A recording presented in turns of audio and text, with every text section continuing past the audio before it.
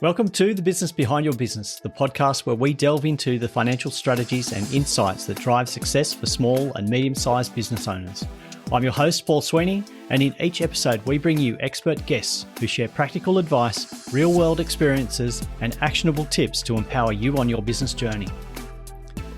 Whether you're a seasoned entrepreneur or just starting out, get ready to uncover the secrets to success and gain valuable insights into the business behind your business.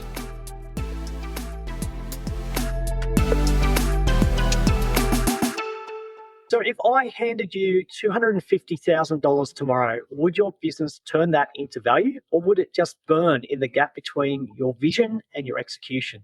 Well, today's guest has helped countless founders close that gap with practical frameworks and disciplined systems. So welcome back to the Business Behind Your Business podcast, where we uncover the strategies and tools that are going to help you as you run your small or medium business, build a stronger business, a smarter business. And in this episode, we're going to explore how to bridge some of that visionary thinking and turn that into operational rigor, because the big ideas need a solid system to succeed. So today, we're going to unpack a few things. We're going to learn about this CPR framework. I won't spoil what that's going to be. I'll let our guests go into the detail, but the CPR framework is going to stop you building backwards and focus on what truly matters. We're going to discover how to avoid that mistake where if I gave you $250,000, you would just burn that without executing on your vision. And we're going to gain some practical steps to create a responsible spending culture that treats every dollar like it's your own. Rodrigo Rodriguez-Novás is the founder and CEO of NORDES Consulting, a boutique firm specializing in financial leadership, operational efficiency, mergers and acquisitions, execution.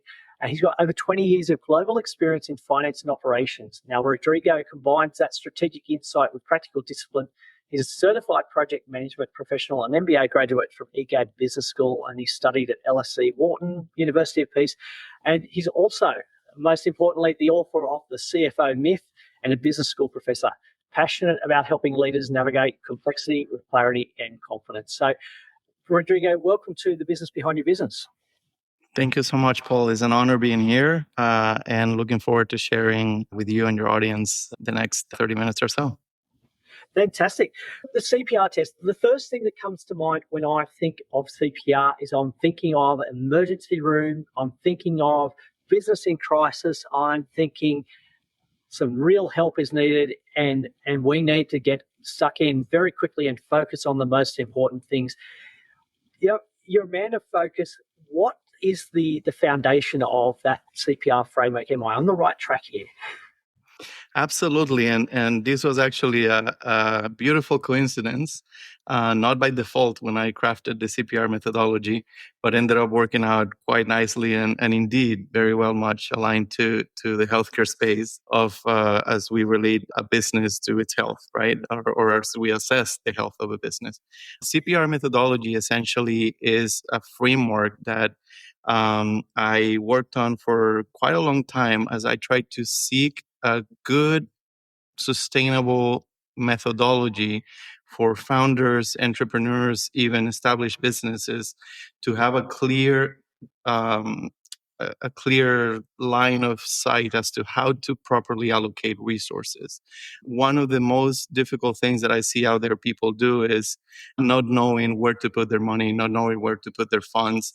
We hear a lot about people raising money, raising capital, and a lot of them make the assumption that as long as they're able to raise money, they're going to be okay. And sadly, that couldn't be further from the reality, or at least the reality that I have seen, experienced, and seen other people go through. So I had a calling to figure out a way in which, how can I, as a finance professional, explain this to people in a way that makes better sense? And ultimately, I landed in the CPR methodology, where the C stands for the core, the P stands for priorities, and the R stands for resources. And this is a 3-step methodology in which the most important aspect of it is the C. Because if you don't know what your core is, if you don't know where that heartbeat of the business is, it doesn't matter how much money you raise, it doesn't matter how good your product is, chances are you're going to probably fail. So we start by looking at the core of the business. Why does this business exist? And more important, what is it from this business that is going to bring you the first dollar in revenue? right? So do you know what you need to do to bring revenue through the door? Sadly, we see people that have brilliant ideas, but is that idea something that the market needs? Is that idea something that someone is out there willing and able to buy? So once you figure out what your idea is, the step is, okay, what is the core of this business? What is the heartbeat of this business? What is this? How is this going to turn into revenue for the company? And I always remember one of the brilliant quotes from Steve Jobs when he was questioned about the way he was developing products at Apple. And he very clearly said is, we always start with the problem. We always start with the customer, right? And sadly, we still see a lot of people starting with their idea, not with what the customer needs, not with what the customer wants, not with what the market is ready for. Recently, I was working with a company that has a brilliant idea, but after doing validation, the market is not ready for it. So maybe they're a year, 2 years early into that idea and need to put it on pause before risking burning all of their capital because they're not going to be able to monetize on that product quite yet, right? So long story short, the C stands for, again, identifying what your core is, what the heartbeat of that business is. Once you're clear on that, we move to the priorities, which is what do you need to do in order of priority to bring that core to life? What do you need to do to give that business a heartbeat? And then once you know what those priorities are, it's a lot easier to allocate the resources to each of those. So that's going to help you clarify, okay, these are the top activities I need to perform in order of priority. And I only have so much in capital. Where do you put that capital? How do you allocate it properly so that you get closer to the actual heartbeat of that business? So it was a way in which I was able to put an analogy in place to hopefully help, again, entrepreneurs that don't have the finance background to clearly and easily identify where to put their money, where to put their human capital or any other type of resource. When we talk about resources here, it's not 100% money. It could be any other resources. It could be your team. It could be your co-founders. It could be your network. It could be, anything that could help you bring that business to life and that business to get some traction. So that's a really good way to look at it, a great framework. There's a quote which you're often quoted for, is that most entrepreneurs are building their business backwards. What do you mean by that? It's essentially that, right? I see a lot of people coming up with great ideas, but they're working on something that, again, the market may not need. There might not be a market for it, or there is plenty of it out there, and they're not looking at what's their differentiator. How are they going to be different than the competition? And not having that clarity, I think, is what ends up creating a lot of waste. In my opinion, I see money being put into work that is not necessarily required, into products or services that are not necessarily appealing to the market. So that's why I like to go back to that quote of, starting with the problem, starting with the challenge. What is the challenge you're trying to solve? What is the problem we're trying to solve? And then you get into the how we're going to solve it. Yeah. I see a lot of people starting with the how before they know the what. And that's what I mean by sometimes doing it backwards. Yeah, look, unfortunately, we see that a lot, way too many times, and it can be quite heartbreaking to observe somebody making those mistakes. And I know I did some work with one of the startup hubs in Sydney, and unfortunately, I had conversations with a few people who had skipped that first step, and they've gone down to the resources they need and the process and what it's going to look like in their marketing, but they'd actually ignored that foundation question of, is what I'm developing a product that somebody wants to buy or needs to buy? And they went and spent a lot of money, and we're going to go on and talk about the $250,000 mistake. Unfortunately, some of these businesses they were pretty much making that mistake, and when it's your own money, it really hurts. Indeed.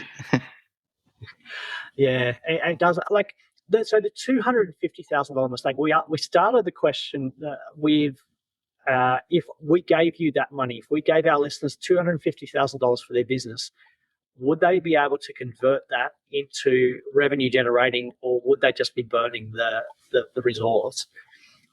Why is it that we light up when we see the funds coming in, but we don't execute correctly? Yeah, I think a lot of people think that the biggest hurdle is raising the money.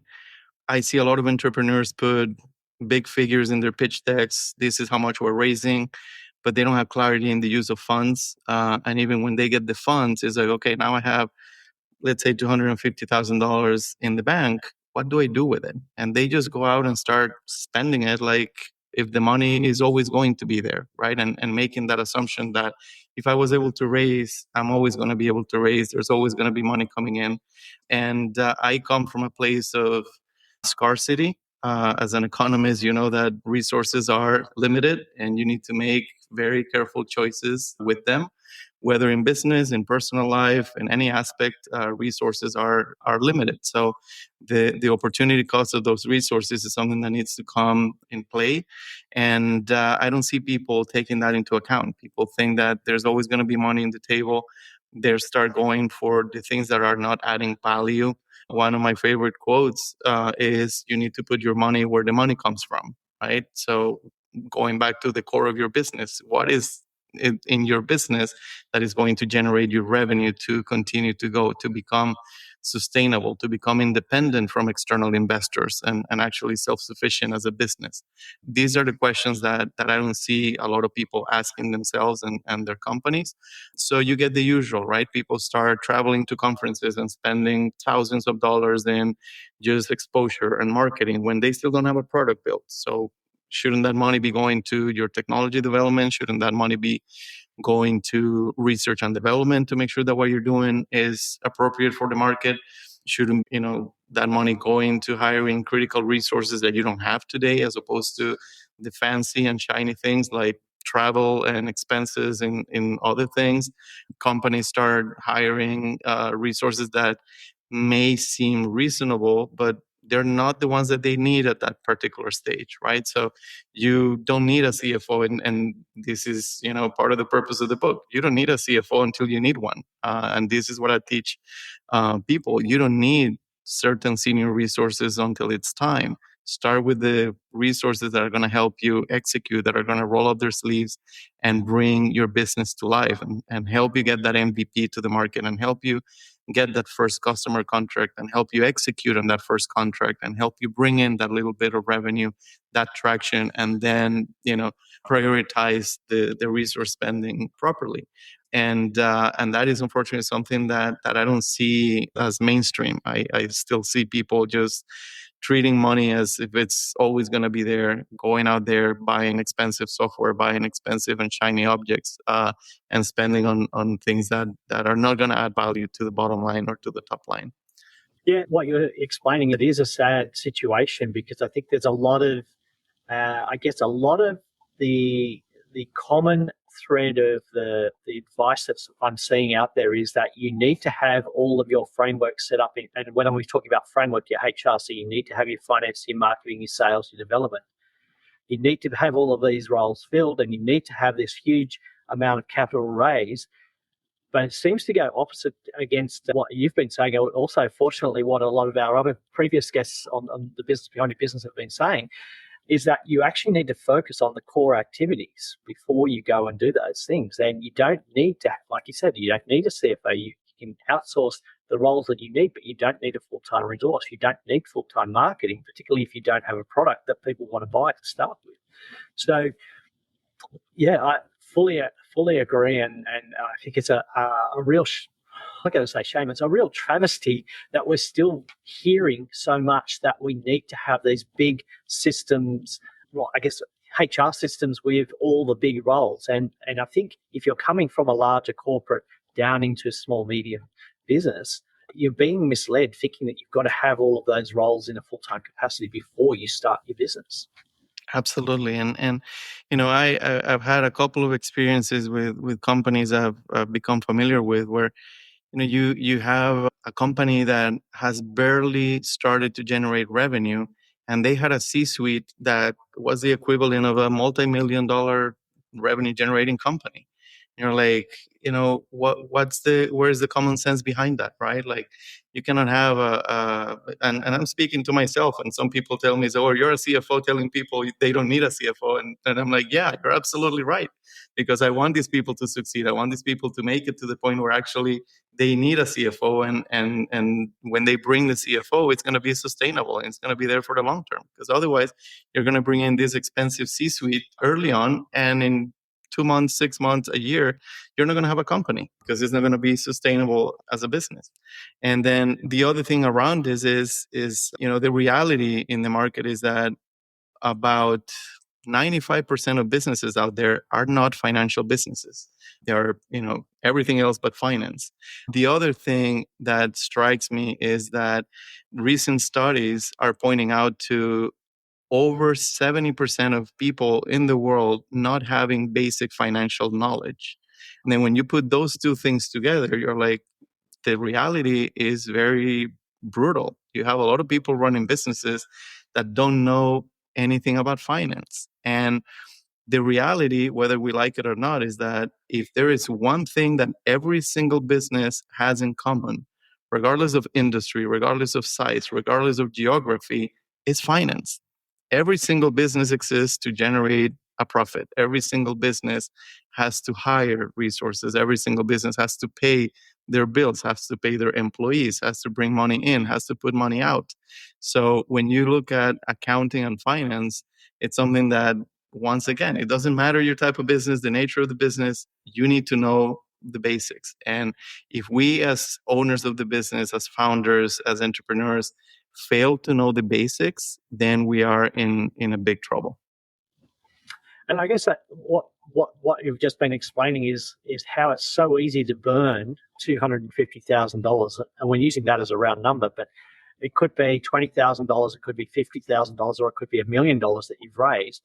But if you don't have, I guess, to use one of your terms, the correct spending culture, you're going to burn through that cash very quickly and not actually be advancing on your core reasons for why you're in business. So how do we bridge that gap between the core values and, I guess, delivering, having the right resources and delivering on that process? Yeah, and here is where the CPR methodology to me comes in place, which is starting from the basics is what is important in your business? What do you need to do as a company? What do you need to deliver to your customer? What do you need to deliver to your investors? Get the facts right. Once you know what the facts are and what that, essentially take that big picture into actionable steps of, okay, this is our end state, but how do we get there, right? So what is the first step we need to take to get there, and start prioritizing in that particular order? Because at the end of the day, we all as entrepreneurs have a long-term vision, a dream, but if you don't take the first couple steps right, you're never going to get there. So what do we need to do, and in what sequence we need to do those actions in order to get there?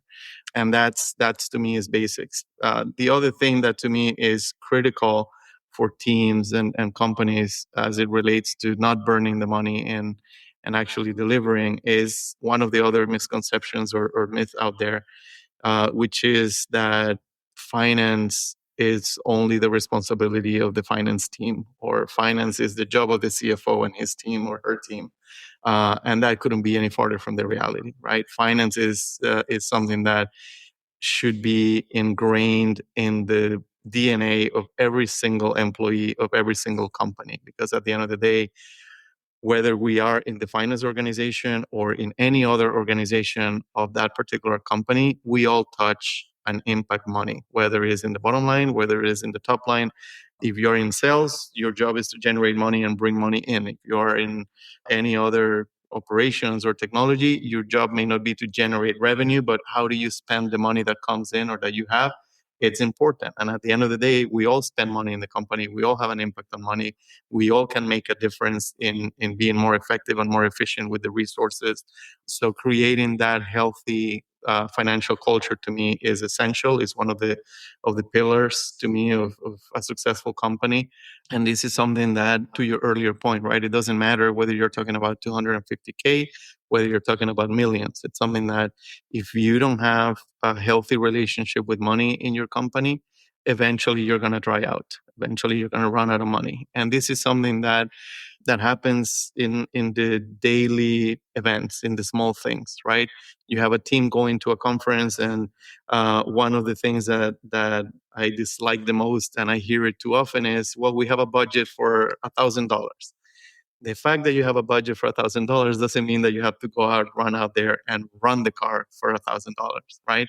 If you can find a hotel that is half the price of the other and it's right across the street and it's just as good, why are you going to the $500 a night hotel versus the $200 a night hotel right across the street, right?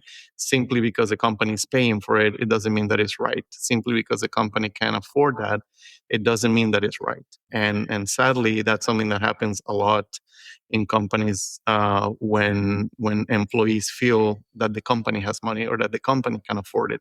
And it's one of those really bad cultural behaviors that I see more often than I would like to. Yeah, I think you certainly nailed it there, is that there's an idea that when it's somebody else's money, or there's the restrictions on you spending it are lifted for some reason. And I see not just with employees, but and I'm interested in your thoughts on this as well, but business owners who have come from that background where they have had, the corporate expense card and could spend whatever they basically needed to, whatever the budget was. They've come to their own smaller business. They're treating it the same way. They're treating the company's funds as their own personal funds and not worrying about how much they spend. You've got a principle that you apply to this. Can you just explain a bit more about that concept of risk spending, the coffee shop principle? Right. So, as far as the coffee shop principle, that to me is something that came from working with a particular business and realizing, as I was working on the methodology and writing the book, I had the opportunity to work with this particular entrepreneur. And the realization was that sometimes people that treat money like their own um, do it better because they know how painful it is. So these are the people that simply because it's their money, they don't have a lot to pull from. They are a lot wiser into how they spend it. They are more cautious as to how they spend it. And those are the ones that I've seen become much more successful. And as I started looking and researching into that, it's interesting because two things come to mind, and they're not necessarily the same. But on one hand, you have the people that you tell them treat money like if it was your own, and then you realize it's like, well, these people have a really bad relationship with money, so that doesn't really work. But then you have, to me, what are the exceptions to the rule, and the real entrepreneurs that have started from scratch, that their business wasn't given to them by someone else, that they put the first brick of that business, that they bought the first grain of coffee to serve a cup of coffee to a customer, and have done it with common sense based methodology. And to me, one of the most important things in business and in finance, and especially when it comes to allocating resources, is common sense. And when I see entrepreneurs like this one doing things cautiously, saying no until he or she is ready, waiting for the right conditions to take place before taking the next big step, those are things that I've seen make a huge difference. This particular individual was someone who has a remarkable business. He started a business based on a unique differentiator, which is the quality of the coffee that he serves. And it's one of the best coffees I've had in my life. And I'm a coffeeholic, so you can take me on for that one. But the reality is, he started a business very much in the garage of his house, to put it some way, and little by little started growing, learning by trial and error, learning by everyday experience, learning by listening to his customers, doing things in a very methodical way, and even saying no to the opportunity of receiving external money, receiving funding, expanding faster, because he had the maturity to say, I'm not ready for this. My business is not ready to scale quite yet. I need to put in better controls. I need to put in better processes. I need to have the right team in this particular functions. So when you take the time and bring in a little methodology, a little bit of common sense, and you're not rushing into doing things faster just because it's what seems right, I think the chances of succeeding are much greater. So this is all coming back to my principle of bringing common sense to business and doing things with a little bit of methodology and best practices that again don't cost a lot of money. You don't need expensive software. You don't need expensive resources. You just need to put in place some basic controls and do things with some basic methodologies that allow you to get there and then eventually, grow much faster.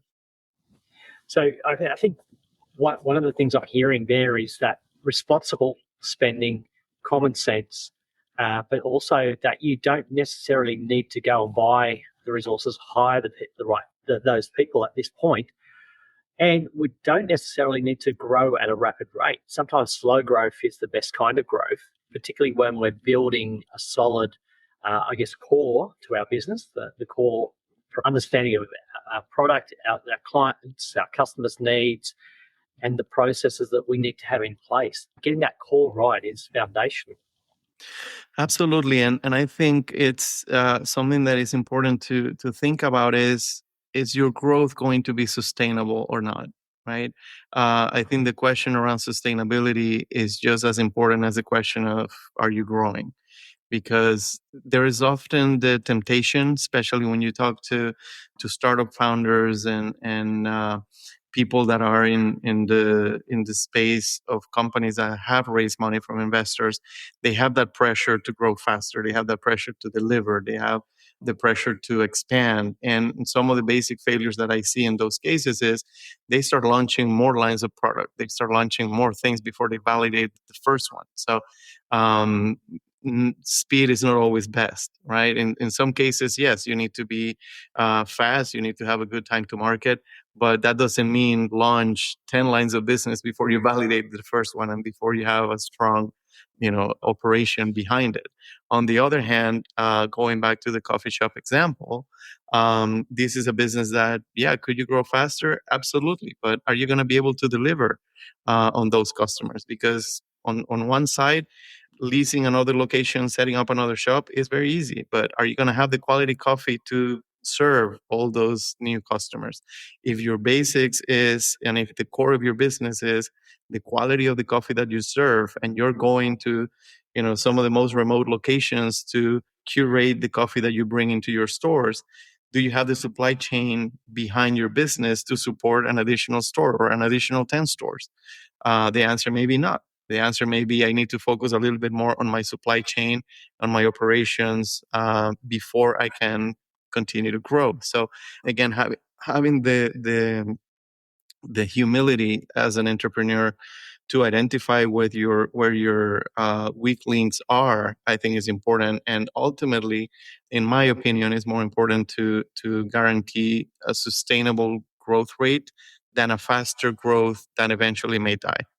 Yeah, no, definitely hearing what you're telling us, and I think there's a lot more that we could go into in detail. I think the best place to find out more and to dive deeper into not just the CFO myth, but the practical tools, the CPR framework that you've already mentioned to us, and you've given us, I guess, a really good overview of how they work. But I think, if you're listening to this, you might be thinking, I really need to dive deeper into this and get my hands on the practical steps to move forward. The good news is, like we said at the beginning, Rodrigo, he's put it all in writing. He's published the CFO Myth, a book, practical tools, including the CPR framework and some other interesting challenges in there, which unfortunately we haven't had time to go into today, such as the $1,000 spending challenge, which we love to hear your feedback on that, as well as plenty of actionable strategies to bridge the vision, bridge, between your vision for your business and executing without wasting resources. So what you can do is go to cfomyth.com for the free resources and insights, and also to purchase your copy of the book, and connect with Rodrigo on LinkedIn. We're going to publish the links to that in the show notes and also on the businessbehindyourbusiness.com website. Fascinating to hear, I guess, some real practical, down-to-earth, common sense approach from somebody who's been there at the top end, large corporate, and working with small, medium businesses. Rodrigo, it's been an absolute pleasure to have you on the Business Behind Your Business podcast. Thank you so much, Paul. I really appreciate it. And again, it's been an honor to share with you. And hopefully I can benefit your audience with some of these practical resources. That's a wrap for this episode of The Business Behind Your Business. We hope you found today's discussion insightful and valuable for your business journey. Before we go, don't forget to subscribe to our podcast on your favourite platform.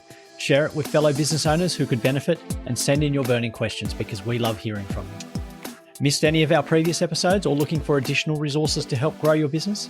Head over to our website at thebusinessbehindyourbusiness.com.